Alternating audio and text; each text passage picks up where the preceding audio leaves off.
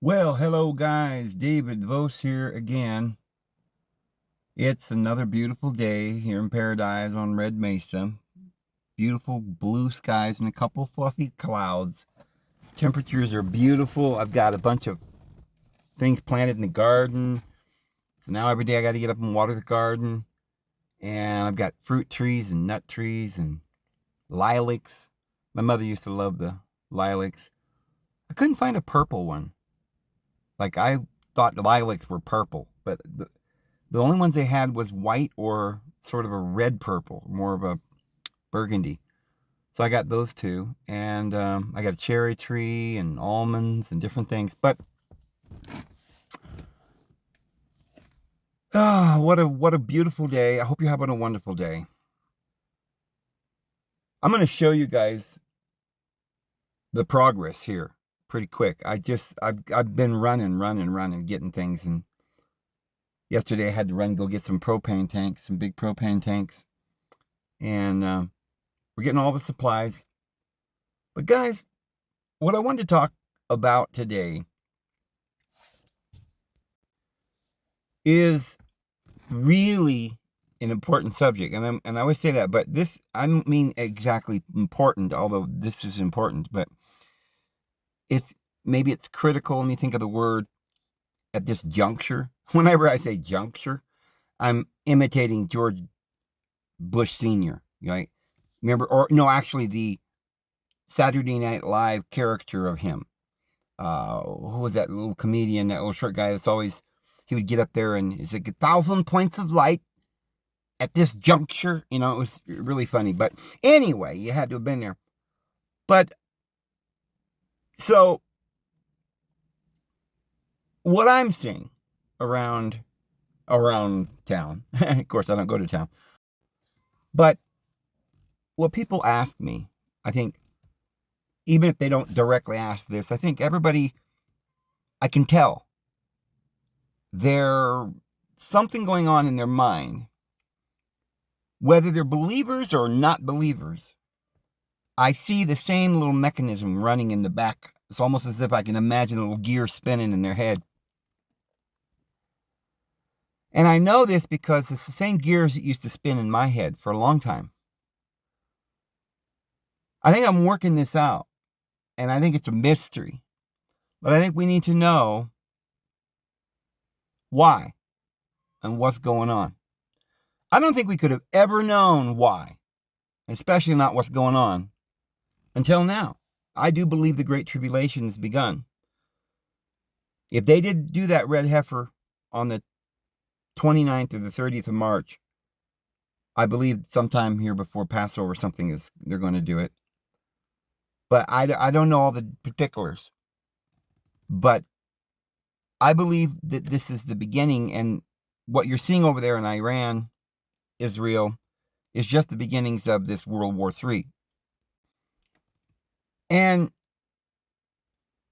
I think that even without biblical prophecy, any normal person, if they were paying any attention, if it weren't for this cognitive dissonance that we've got, but I think anybody's paying attention would see that something very bad is happening in the world, and we don't have but very, very short time, and I mean like a year or two or three before things fall apart. And that would just be with your own rationalization, but I happen to know that they're planning on dropping the bottom out of this thing sometime this year. My hunch is that it will begin to happen immediately here in the next few weeks, next few days and weeks. We're going to be going into war. The CIA just announced and warned again. This is like the second time that, well, before that they warned that they believe that Russia's going to try and do an EMP or something.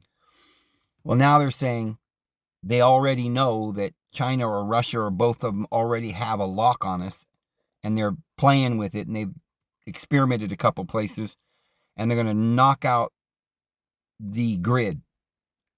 Now, of course, you and I both know that it's not Russia or China. It's these elite that are planning this. They're planning on the overthrow of our world. So they have to destroy Israel. according to Bible prophecy and according to their own ideas. And they have to destroy the power of America. At least during the tribulation, we won't have any superiority, although the Constitution will remain with the saints in the most amazing ways, but here in the Rockies and so forth. But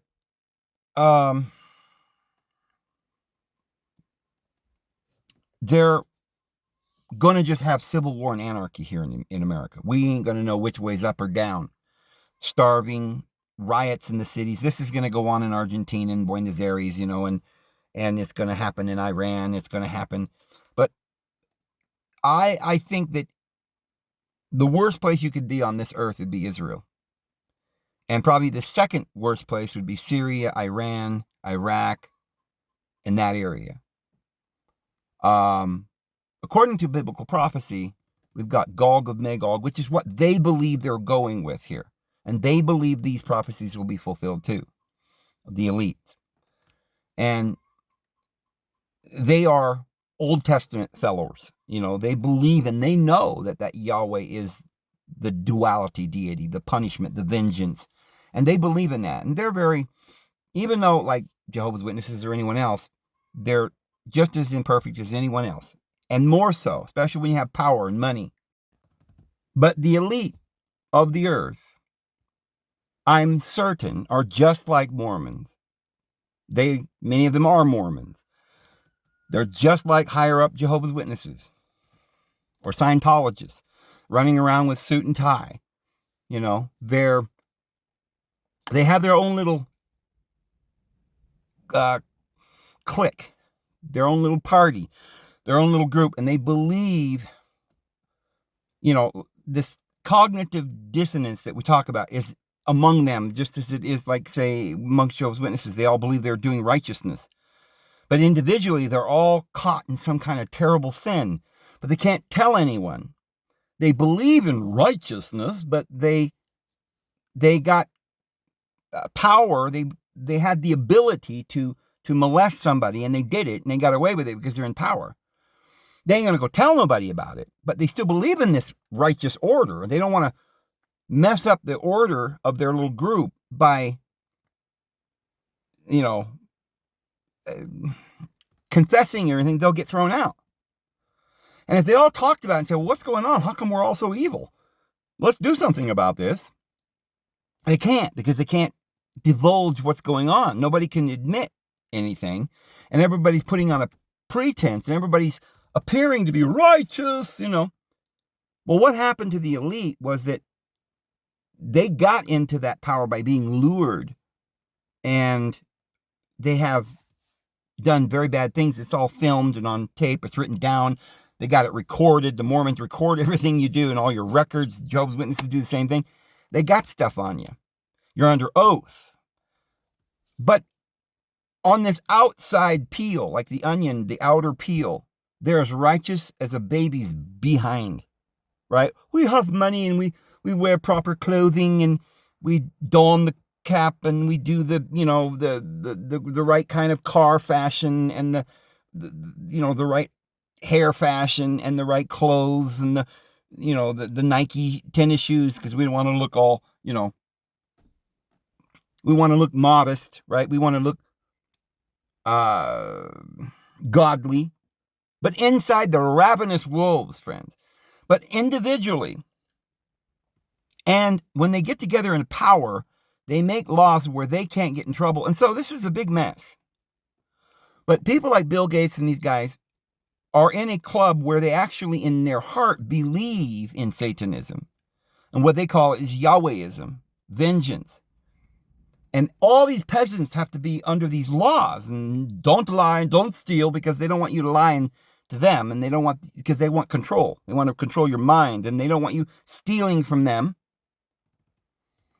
But what I'm going to share with you today is, I want to get deep into why and how, and what's about to go on, and why we know we can be confident that the Bible's true. And I want to talk about this and carry it over into some kind of preterism for you. Because even though preterism is probably something most of you have never even heard about, let alone contemplated, I can see where it's taken off, and a lot of people are saying, oh, this is wonderful, because they're like, they really don't have faith. They don't have faith in the Bible. They look at it, they were told to have faith when they were little. But they get older and they're like, wait a minute, why am I believing this thing? But there's still something inside, like the mask is talking, right? That's saying, oh, I believe, right? But deep down, somebody will say, well, excuse me, hello, I'm back here in the back. Yeah, I have a question. Yeah, go ahead, sir. Why is everything written in the Bible written thousands of years ago, and now all of a sudden it's talking about our day? Like, what? What's going on? The people had this Bible for 1,000 years and it didn't apply to them? People in 70 AD thought the world was coming to an end, but it didn't. It wasn't. They were duped. Well, how come we know that today it is written for us and this is real? There's questions like this. I mean, deeper questions. Like, just if you start thinking about the Bible in this sense, like, well, it's a book. Men wrote it. It's been mistranslated. You're a fanatic to think that some book written 2,000 years ago is telling your future, and there's some big Michelin tire man floating around in yonder heaven, sitting on a cloud with rainbows and fairies, and they're all judging, writing everything you do in a book, and none of this makes any sense to any rational person. But it didn't matter. For 2,000 years, irrational people were mesmerized into believing into the tooth fairy and the big rabbit that comes every year in spring and hides his eggs all over under the bushes. We were told that Santa Claus was keeping a book and knows who's naughty and nice. We know he's coming down the chimney, friends, even though we don't know it. We don't believe that. Nobody believes that. It's like, well, I'm an adult and I know that religion is wrong. We just tell that to the children. And so there are some people that go all out and say, I'm an atheist because this is ridiculous. And then there are those who say, now, well, let's see. Of course I believe in the Bible. Why, only the evil Satanists don't, And us good people, we believe in the Bible, but we don't know what it means. And so we're just very liberal about it. We think Jesus is somewhere. He's here, he's there, he's inside of you. We don't know. Probably some esoteric meaning there. But we know we can't live without the Bible. And anybody who doesn't believe in the Bible is from Satan. And, it's just some kind of crazy, twisted, really sick joke that is going around. And even people who don't believe in the Bible have this deep-seated emotional fear that maybe the Bible is true. Like, I don't believe in the Bible. And then when all their friends go, they're like, Lord, I'm sorry. I didn't mean to blaspheme. Please don't strike me dead. It's impenetrable. And within them, this guilt, this fear, you can't get rid of it. You believe in it. And I don't care who you are out there listening to me. On some level, deep within you, you believe in the Bible 100%. You're fearing his judgment. You're ashamed. You hate yourself. Why? Who told you to hate yourself? Who told you to worry about karma? Pay it back. Why does everybody believe in goodness? Is it some crazy conspiracy? We don't need goodness, Dave. We should just kill one another. But deep down, you have a conscience. And you're like, well, if I know that I'm not supposed to kill people, and I don't want to kill people, but yes, you do. They told me that you do. You're evil. You were born in sin, right? So somewhere when you were born, you wanted to kill everybody. And if it weren't for the Christian church telling you every day about that hellfire to come, and their jails and all their prisons and all their judges in black robes, this whole world would be in a big orgy. People would all have AIDS, evidently, because that's what happens when you go into orgies, right? You get AIDS and die. And the wrath of the Lord would be upon the world, and that you're probably right hovering over the edge of you're going to hell. You know that maybe at the last minute you'll say a little prayer and a Hail Mary, and maybe the Lord will get you through the pearly gates, but you're doubting that. You don't believe in the pearly gates, but yet you still feel such fear, immobilization, insecurity. Why do you feel inferior to other people? You can't talk to them because you think they believe you're a bad person. And then when you think about it, you actually believe it. So I don't know if you know what I'm saying, but this guilt, this shame is on everybody's soul, weighing it down. It's a very big burden. I remember years and years and years ago, I watched a movie, and I don't even remember really what it was about. The movie star, I can't even think of his name, wasn't very big, but I think it was called The Unbearable Burden of Being.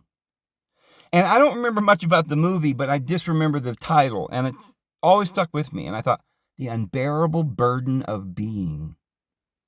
Whoa. I don't know what that means, but I felt like deep inside me, somebody knows what that means. Like, even if it wasn't me, if I didn't grasp it completely, I felt like it was a message somewhere, like unbearable burden. Unbearable? There's a burden to being and it's unbearable? I mean, for some people it is. And the problem is, I think for most of us, there is an unbearable burden, but maybe not completely unbearable. I mean, we get through each day, but there's this burden on us. And it ought not be there, but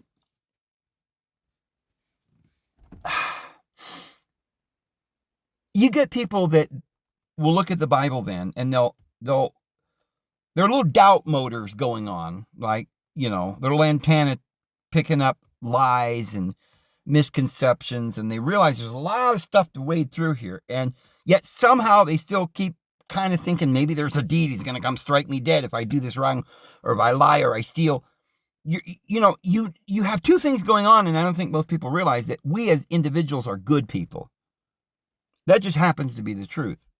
We have this thing called the Holy Spirit within us. And I have said, and I will say it again, all of us are good to our core, and all of us want to be good, and all of us want to love. It's part of us. It's what we are. Dogs love each other. They're kind to each other.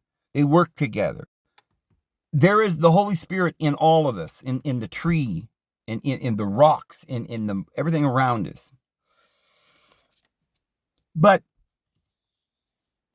we have, so we wanted to do good, but we've been told a lot of falsities about the world. Imagine if you found a bunch of coyotes out in the woods, and you say, all right, Mr. Coyotes, let's say they could hear English and understand you.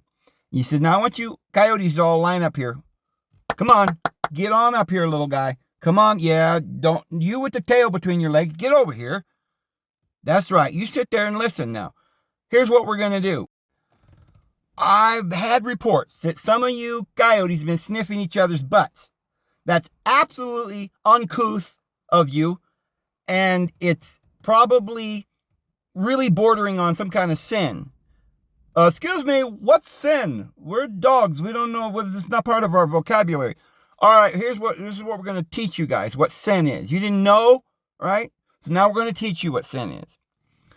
We're going to write down some laws in a book. Wait a minute, we can't read. We're dogs here. Oh, it doesn't matter. We'll tell you. We'll explain it to you. We'll explain all these laws that you're going to be under. Now, if you dogs go around, promiscuous and licking each other's butts and stuff, and if you're not living a deity's life, a godly life, and let's say you start getting into fights with your canine friends, and you try to protect your territory from other tribes of coyotes, that's wrong. You should live in peace and harmony and love one another and share your meals together. They're like, huh? Who's this guy? Oh, I don't think we should do... there's an apostate among the crowd. A sheep with wolf's clothing. Get him out of here. Think about trying to put these concepts on coyotes. And yet, if the coyote can't keep this united order, right? What would we do with the coyotes? Send them all to hell? They'd probably singe their little fur right off the bat, and it'd be smell like burnt fur. That'd be worse than hell itself, wouldn't it? But anyway, these dogs can't live like that. And for them, that isn't righteousness. What they do, and they do it best, is sniff each other's butts. That's what they do. They actually eat poop. Now, for humans, according to our laws, we would have to go to hell if we did that. And if we were sniffing each other, and, we don't have to be too graphic here, but if we acted like the animals, why, we would just be animals, right? And what do you do with animals? Well, the Apostle Peter says they're made like brute beasts to be caught and killed. Really, Peter? What are you talking about there, brother? Are you serious? I thought you were one of the apostles and all this love and everything. No. Animals don't understand love. And therefore, they're not under the law of Christ or grace or love or anything. Even though they show a lot of love among themselves, but they're under another law. I believe the Holy Spirit's working with them as much as it is with us. And I don't think there is a law that you're under. And I don't think humans are under any of those laws any more than dogs. I honestly do not believe, in fact, I can tell you for certain, that when the Lord comes back, he's not going to be sitting you down privately and asking you whether you masturbate or, are you sniffing people's butts? Do you have very weird, odd feelings and thoughts? Perhaps you saw a cat and you were humping the cat, and now, of course, that's against the rules. But now I'm not saying that all of y'all should go out there and hump cats. But what I am saying is that human beings have a higher intelligence. And there are a lot of unspoken rules and stuff, but we are capable of a lot of love. Love itself would guide us. We know we don't hurt others. We don't. And hurting somebody might not just be physically. It could be just emotionally. We know that when we lie to people, that we're being deceptive, that we're not being authentic. We don't say, oh yeah, look at this chapter and verse. Exodus chapter 20, verse 30 says, I'm a sinner. I've done something wrong. I broke some law. Well, what's the punishment? Well, they hang you up by your, toes and tickle your, what? No, there is no punishment from other humans because we're not the executioner. We're not the judge of our brother. We're not his guardian. We don't. Even the Apostle Paul says, to each one we stand or fall on our own merits before the Lord. And we don't judge one another. But we follow the inner spirit, the love. And then we love one another. We help one another. We care about each other. We only want to succeed and to be happy. That is the law. And by the way, you know that verse that says love covers a multitude of sin? Well, that's not actually translated quite right. It's not a multitude. That's that word many. That really means, in a sense, all. It's not the word all, but it means there's the small number and the many. The few and the many. And the many is the rest. Not the few, but the rest of the all. And so it's really saying that love covers over so much, so many sins that sin can't keep up with love. And that's really the only way to get rid of sin, true sin, is by just love. Love, when you have love, you don't have to worry about anything else. So love is the cure for the disease of sin. And again, we're talking about the kind of sin that Christians can commit, which is doing anything without faith. It has nothing to do with the transgression of some arbitrary law. But love your neighbor as you love yourself. That's the law. It has nothing to do with because the Apostle Paul says nothing is unclean in itself, right? Dirt isn't unclean in itself. You can even eat dirt. Actually, maybe a little dirt wouldn't be so bad for you if you had a little dirt in your water, because you get some minerals that way. Nowadays, we purify everything, and I don't know if that might be a little bit unhealthy to be too pure, right? Maybe we shouldn't be so pure.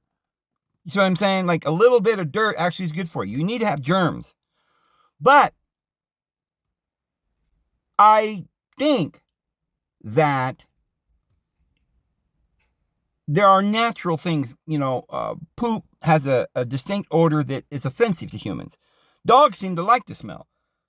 Humans, that's a very offensive thing. I think that everybody knows that it's offensive, and we try to keep ourselves clean and smell better.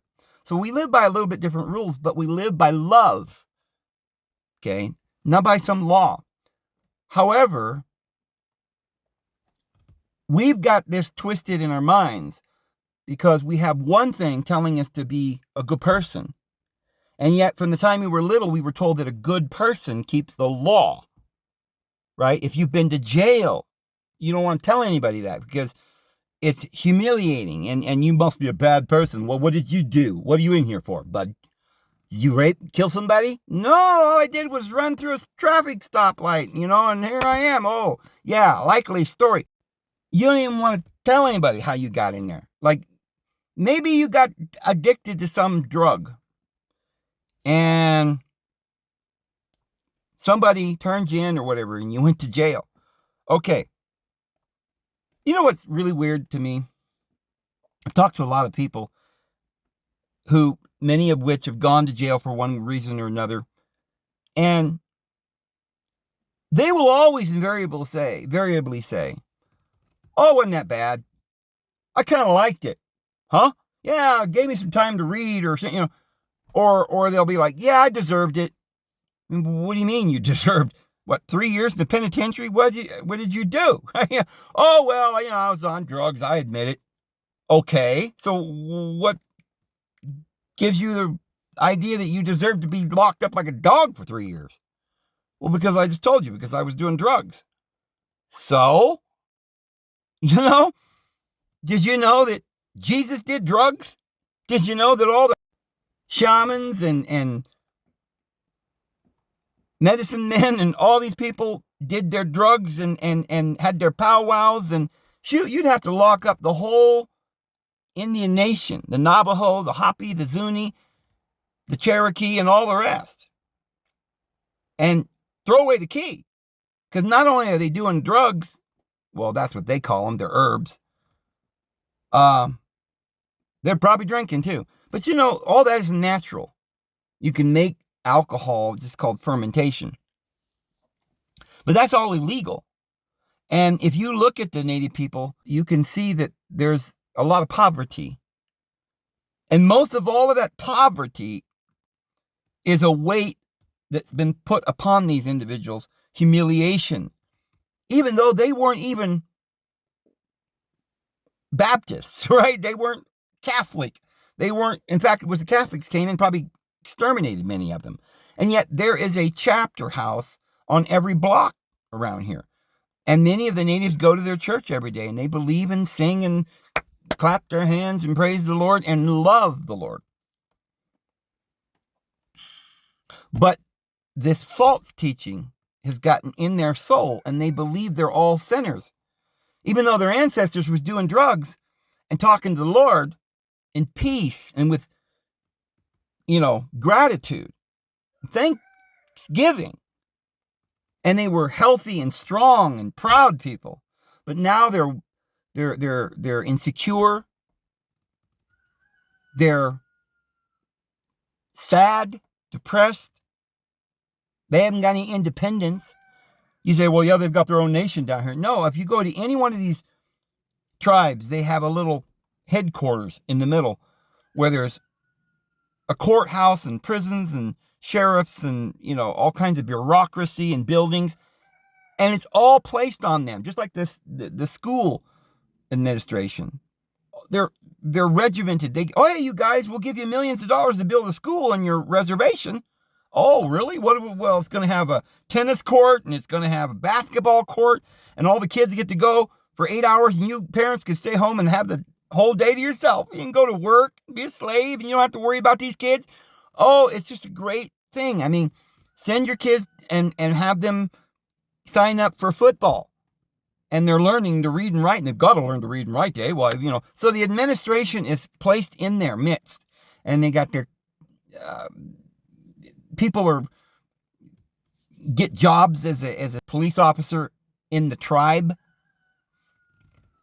and they got to go arrest their own brothers and sisters for being drunk, or for disorderly conduct, or being depressed or sad or whatever. And then just like us, they take them and say, well, you can't live on your own. You're too depressed. You don't have the will to live anymore after we've killed you and beaten you down and told you you're bad. And so we're going to give you this medication. What is it? Well, they believe it just like you and I. I mean, the people in the world, they believe this stuff. They think, well, they're doctors, And so they give them the little pill, and it's literally probably chlorine. By the way, the well water that they feed all the Native Americans around here, they all go and they get their water from a well, and they pour chlorine down in there. It ruins their backs, their bones. If you've noticed, a lot of the Native peoples are very unhealthy. You can see it in their bodies. They have little spindly legs. They're malnutritioned. That's what malnutrition is. So they eat, they got money, they give them food, but it's cookies and soda pop and beer and alcohol. Why are they like that? Because they're being controlled. They want them that way. The people in the inner cities, the same thing, worse. They do not know that this infection from Judea, the law, has infected all of them and all of us. And we're all guilty whether we believe in it or not. And in some level, we're all believing in it. It's a mesmerization. It's a hypnotism. It is a huge deception. Like the Apostle Paul says, they've rejected the love of the truth that they might be delivered from the wrath to come. So they'll get the strong delusion. The strong delusion is what we're under right now. And nobody can untangle this and get out of this. And even if they do, in their mind, figure a way to untangle this, whether we're under law or not under law, whether we're guilty, whether we're not guilty, whether we're good or whether we're bad, or whether there's a deity of evil in the universe, whether people are really evil in their core and they're born that way, and all this stuff that we're taught, we can't untangle. And I've been trying to untangle this in a lot of my videos.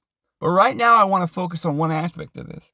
Because of all of that, now think of that in your background, and you're dealing with this and not knowing, you can't distinguish the idea of a deity from the Bible idea of a deity, which is a vengeful deity of wrath. And not only that, now you're convinced that there is some kind of a deity. In other words, a man. That's all we can imagine. Some big Michelin tire man hovering above us. Though he's very loving, yes, but he's still just some anthropomorphic being hovering. What is deity? Because that's not what Jesus was teaching. And the early Sumerians, the Babylonians, the Egyptians were not teaching that at all. You know these giants? You've ever heard of the giants in the ancient times? Did you know why they have 6 fingers and 6 toes in the Bible? Because 6 and 6 is 12. And the whole system is based on sixes. There's 60 minutes and 60 seconds. It's 6, that's what the whole system is based on. And these giants are these grand animal-looking beings. Some of them had a hawk head, some of them had a wolf head, some of them had a lion head. They always had wings. We call them angels.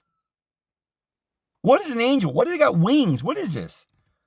Well, according to Ezekiel, they got 6 wings each. There's 2 of them on each side. This is astrology, and the titans that were thrown into the Tartarus is really the story of the astrological zoology or zodiac, with these animals that are zoology animals. And you've got these animals are the powers that rule over us. Well, what is this talking about? They're animals. They're archons. They're powers, principalities, and dominions, and thrones. And Yahweh's the one that put them there. He placed them, the cherubim, at the entrance of the garden with their flaming swords turning this way and that, so that we can't get into the tree of life. That means they're not good. They're animalistic. They're fallen angels. And where and who are they? They're in you. You have these natures. They're controlling you. You are serving the devil, Yahweh, who is the one who placed the cherubim at the entrance of the garden that guards the way to the tree of life. You can't get to the tree of life except through Jesus Christ. What? Because Jesus said, I am in charge of this tree of life, thank you, and I will give it to you. I have the waters of life, woman. If you had asked me, I would have given you to drink from eternal rivers of life, bubbling up from where? Where is this place in the garden, in the midst, the tree of life? Well, it is within you, because the living waters feed the tree of life, and the living waters are bubbling up from your innermost being. But you can't get in there. Why? Because of these natures, these deities with 6 fingers and 6 toes, with 6 wings, these seraphim. But here's what you don't understand. Only half of them are bad. Because one of these seraphim guards the throne, and he says, holy, holy, holy is the Lord. And one of them's been thrown down into Tartarus. Well, Jesus went down there to save that one. Did you know that Jesus went to save his brother? Well, Cain killed his brother Abel, but Abel went down into hell to save Cain. Did you know that? He went down there to get his body.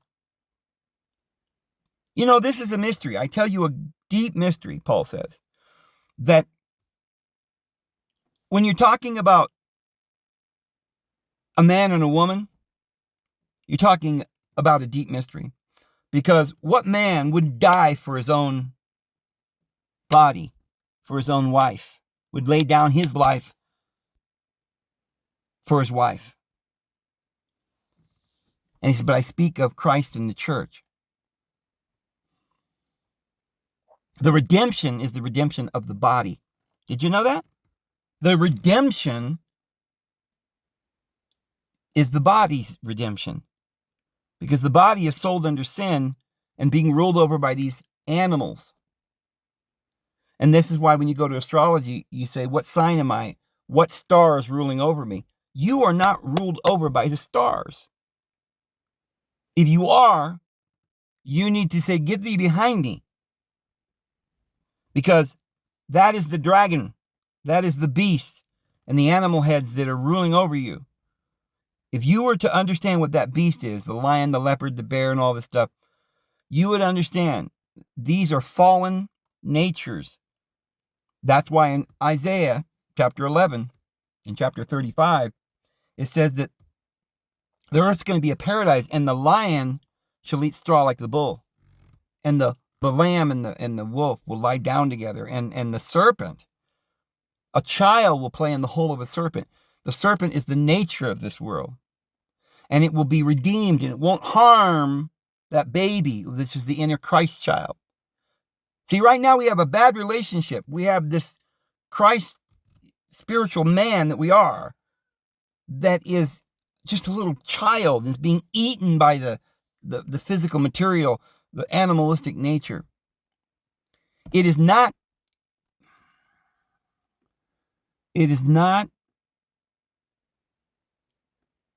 the animals that are bad, but they're abused. These animals have been cursed. The serpent was cursed. It wasn't the serpent's fault. Jesus nailed the curse to the cross. That's why it's called the cross. Cross, curse, crux, X, sex, 6. This is the system we live in, the 666. Man was the number of man is 6, and he was made on the 6th day. We're in a world of duality, of a wheel. It goes round and round, the wheel of rebirth, and there's 60 seconds and 60 minutes, and these giants have 6 toes and 6 hands. And it's just the world we live in. And these demons are in you. And you got to cast them out. And those demons will be cast into outer darkness. They won't live in the body. Those are the lies and the evil and the deception. But the natures, the animal nature, that ferocious lying, we're going to tame him. We're going to take that donkey that was represented by Yahweh, and Jesus is going to come riding into Jerusalem in the city of peace and light on a donkey, meaning the brute force. He's going to put a bit in his mouth, and it's going to plow his field. There's a reason that the Lord made these brute animals. They're not bad. Their nature isn't even really bad. It's the fact that we don't know how to harness this. We don't know how to overcome the flesh, have dominion. Remember when the Lord told Adam, have dominion over the fish of the sea and the animals? Well, what kind of dominion did he mean? Within yourself. And the dominion that we will have during the 1,000 years will not be ruling over each other. It will be ruling over ourselves, self-control. And the dominion that we will have is we will have a staff. And what is a staff for? Beating your fellow servants? No, Jesus said, don't do that. Those who, say, my master's delaying his coming and begin to beat their fellow servants, that's not a good thing. But that staff is the shepherd's staff. And you use it to herd sheep. And you didn't beat the sheep. I guarantee it. That's not what you do. You guide them. It is not about beating them. In fact, the good shepherd bandages the sheep, feeds the sheep, and you know what? You can read, I will probably do a video on this. I think I've done one or two before in the long past, but there are scriptures in Ezekiel and Jeremiah where it says that the shepherd not only will bandage the sheep and lead them to fountains of living waters of life, but it says he will not eat the sheep anymore. That the shepherd that eats his sheep, what is sheep for? Well, they provide wool. Same thing with trees. They provide fruit, and a fruit is separate from the tree. You don't eat roots. You don't eat leaves because that harms the tree. You say, well, you don't want to cut down a tree while we're, you ever heard of Sikhism? It's a religion in India. They don't step on ants, right? No, we can't do that. That's not, although I've been told that there are places in time and in other spaces. You see them as stars. There are other civilizations out there in some other time and space where people are so advanced that they don't. They just hover. They don't even walk on the ground. And they don't step on ants. But you can't tell dogs not to eat rabbits at this point because of the ecology and the way things are. The ecology of this world will change, and the lamb will lie down with the wolf when the shepherd stops eating the sheep. When the shepherd bandages and guides them all to living waters, and the little child is playing upon the hole of the cobra or the serpent or the asp. And the asp will do no harm in all my holy mountain.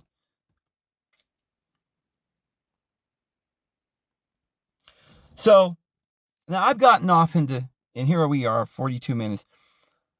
I've gotten off into something I didn't really plan on talking about. Or I went into it a little deeper than I thought I was going to. Because what I was really going to talk about today, and I'll try to spend the last 20 minutes doing that, is that what I really wanted to talk about, that being the backdrop, is, all right, was this Bible really written divinely from the Lord? Is it really, really inspired? And why? And how did he do it? Did he just told his disciples, hey, I want you to write down a book, and don't worry, people are going to come along and throw some of it out. We'll dig it up some other day. Maybe in the millennium we'll find it. But write what you can. Hopefully it'll get through. And they won't mistranslate too much of it. And maybe a word like love will stand out and they'll get that part, right? But look, everything you write will make no sense to nobody for 2,000 years. Even longer, really. 3,000 or 4,000. And maybe at the last minute, these people will be hanging on to this precious book. We've got a Bible. We've got a Bible. We need no more Bible. And it's my Bible, and I'm saved by the Bible and the Word, and we'll be just like worshiping this like an idol, this book. We have this like box with a glass top, right? And there's inside the glass, you can see down inside, there's this big book, and it's open up to Psalms 23. I shall not want, the Lord is my shepherd. And we're like, this is the words of the Holy One. Who's the Holy One, sir? Well, I don't know. No one's ever actually seen him, but he's up there in yonder sky, and he's sitting on a big throne, and he's watching us, and he knows everything. And we've got to obey him. This is kind of the way it is. Question is, most of you probably don't believe any of that. So why do you believe in the Bible? I want to share with you something. I want you to understand that you have every reason to believe the Bible, and I want to explain to you why this book was written for us. And it really wasn't written for anybody else. Why all these prophecies, clear back 600 BC, they're talking about the destruction of Babylon, right? What? Maybe it was fulfilled and Babylon was destroyed, but never literally in every detail. According to the Bible, Babylon will be swept away. You'd never be able to find where it was. Well, maybe or maybe not that was fulfilled. I don't even know why we should be concerned. Because if you understand that the Bible was not written for Babylon in the days 600 BC, it was written for us, upon whom the ends of the age have come. And this is why in Revelation it says, Babylon the Great has fallen. See, understand, they never intended for you to think that was actually Babylon. It's Babylon the Great. It's something that fulfills the type. Babylon is a place where they were trying to get to the Lord. Just like Adam and Eve were trying to get to the tree of life, but Yahweh wouldn't let them. And so Yahweh confused the languages and turned it from Babel to Babylon. And Babylon is confusion. And the system and the world that we live in today is confusion. And the woman who rules over Babylon is Jerusalem. It tells you that in Hosea. And Hosea chapter 13 says that just as 13 of Revelation tells you about this beast that was like a leopard, a bear, and a lion. Well, it says in Hosea that the bear, leopard, and lion beast is Jehovah, Yahweh. So, in the book of Revelation, it's very clear that all of the prophecies that supposedly were fulfilled at one time or another in some physical happening, maybe 70 was a type or a fulfillment of some of the prophecies. However, it was not the full end of the prophecy, because the very end of the prophecy, when it's all said and done, Jesus is going to be here. His kingdom will be established worldwide. Yes, there will be lambs lying down with wolves.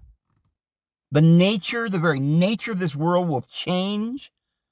The disposition within humans will change. We'll follow after love. We will not have this guilt. We will not have this fallen nature. These giants will not be, with 6 fingers and 6 toes, will not be ruling over us.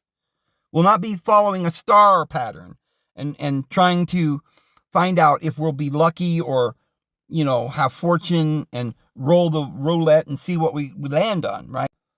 This is not how we're going to live life.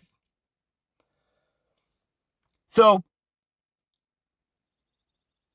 I think a lot of people, when they look at the Bible, you got several different groups. You got some that are so awoke that they know that this Bible can't be true.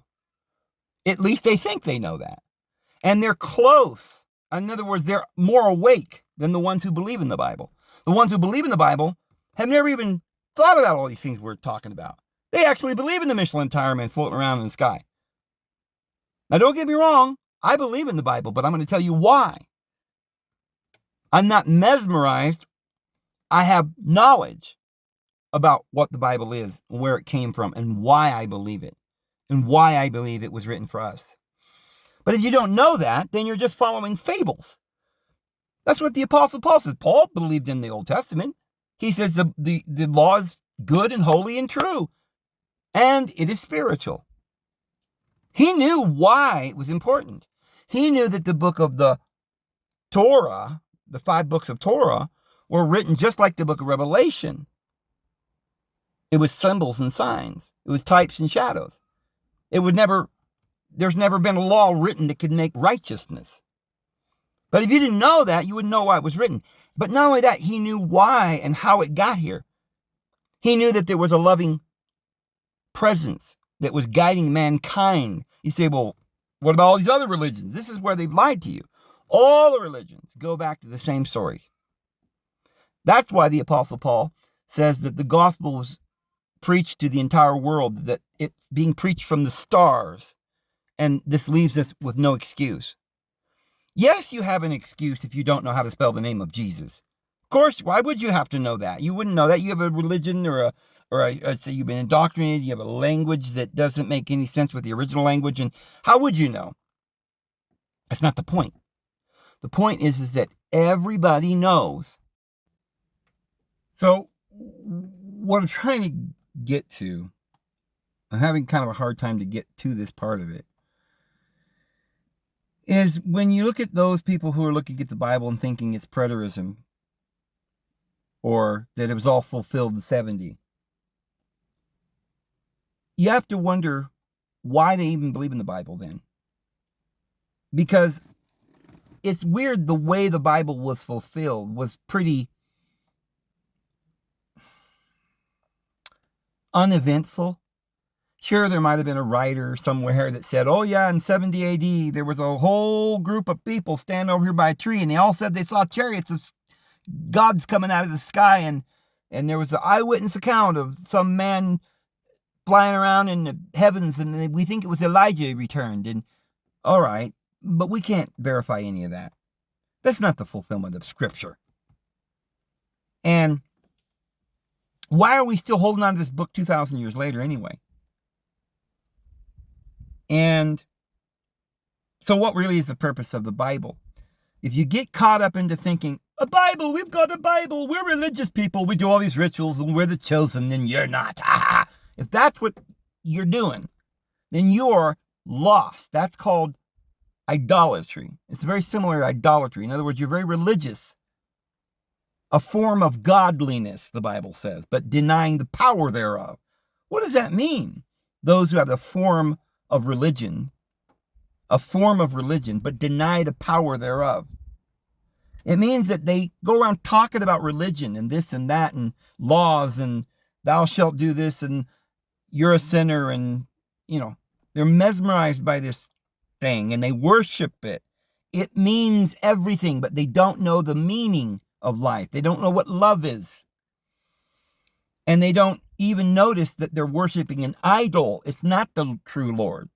No matter how many people say it is. And if all the kingdom is spellbound and all the peasants look at this emperor and say, look at his beautiful clothes, so regal and beautiful. And a little child says, Mommy, the emperor has no clothes. Nobody can even notice that. We're all spellbound. So what is the truth? Some people don't believe in the Lord anymore because they were smart enough that they stepped out from the delusion. They said, I am not going to believe in the delusion. There's no Santa Claus, and the Easter Bunny hadn't arrived in years. And the Great Pumpkin, I went out there and waited all night and he never showed up. And so they left. My problem is, and I was telling somebody just a little bit ago, those who do that have advanced. But the problem is, it's kind of like you're in a dream and you're in your mind, in your prayer, in your dream, or before you dreamt that night, you're like, Lord, I want a door. Give me a door that I can go through that will lead to eternal life. And you're like, okay, here I am in the dream. And all of a sudden you look in front of you and there's this huge monster. a great dragon with 7 heads, and you're scared out of your mind. Oh, Lord, I wanted a door. But you never noticed that off to the right, of course, there's a door, and through the keyhole, you see a light shining. And it's cracked, it's open. You didn't notice it was just kind of left and propped open just a little bit, just for you. Because with every trial, there is always a way out. And guess what? With every good thing, there's always a frightening experience. Every moment we must choose.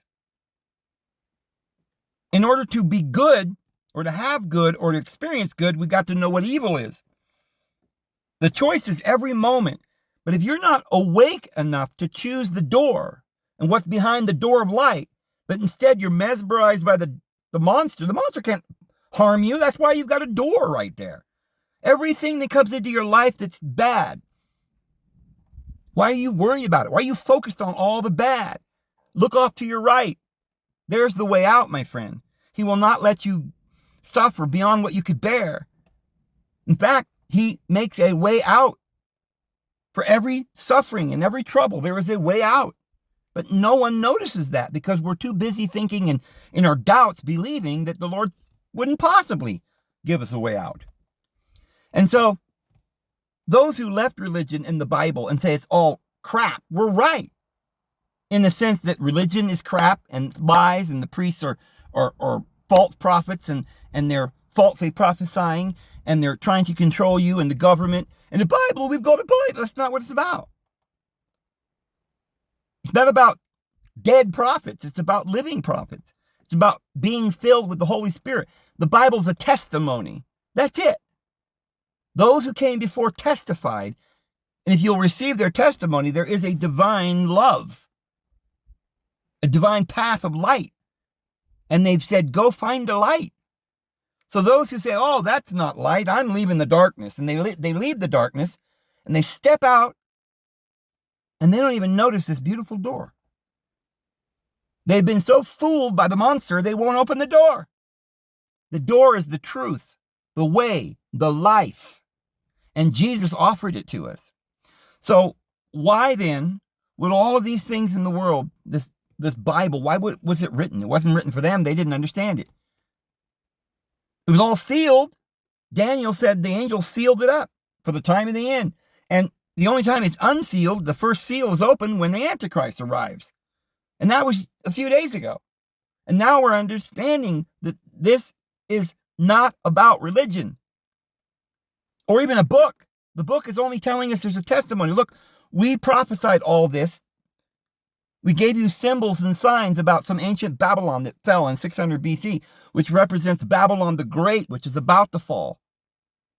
That meteor shower that we're going through, that we're seeing all these little falling stars and the moon eclipsing the sun the other day. Those are just signs in the sun and the moon and stars. That's not the reality. That's why you notice that the public officials were really talking it up. Like, look at this is amazing, this eclipse. It's the best eclipse we've ever seen in the history of man. Go out and look. We have eclipses every day. Somewhere on the earth there's another eclipse.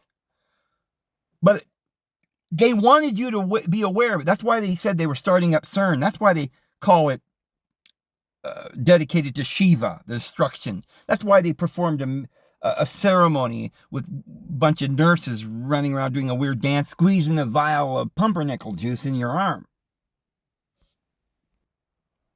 They wanted you to know that this has all been planned. This is a theater. And we're about to go to the final curtain. Frank Sinatra. And the final curtain is the last show. And this is it. And that's why the Bible was written. Because the last curtain is the last class. We've been going through this class for a long time. And now is the time for the separation of the sheep and the goats. Now is the time for the great harvest and the end of the age. And now we'll be able to harmonize. The last 200 years we've been digging up Sumerian tablets and Babylonian clay cuneiform, and Akkadian, and we've been with a Rosetta Stone figuring out Egyptian hieroglyphs, and it's all coming to light. When Joseph Smith came to the earth and opened through the keys that the angel gave him, opened up the restoration of all things. And all these books have been coming, and this is the restoration of the tribes. The Book of Mormon is the restoration of the history and the knowledge of the Nephites, or the Navajo, or the Nahuatl Indians, the Pueblo, or the native peoples here. And this is their history, and it's coming back, and it whispers from the dust.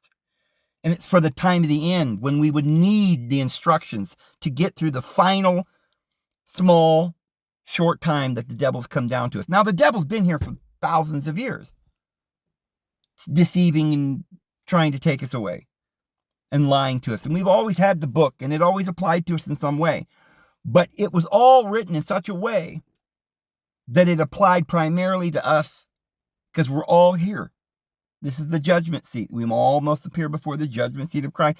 We're all here, 8 billion people, showdown, final curtain. Okay, the goats to your left, the sheep to your right. Those who awaken will choose the white light behind the door. And they'll realize it's not about religion. And it's not about hating one another. Look deeper. It's about loving one another. I desire mercy, not sacrifice. And so I want to probably do a part 2, because what I really wanted to get to, I never really got to in this video. I think we've just been priming the pump, and we're about ready to, start moving some water out of this deep well.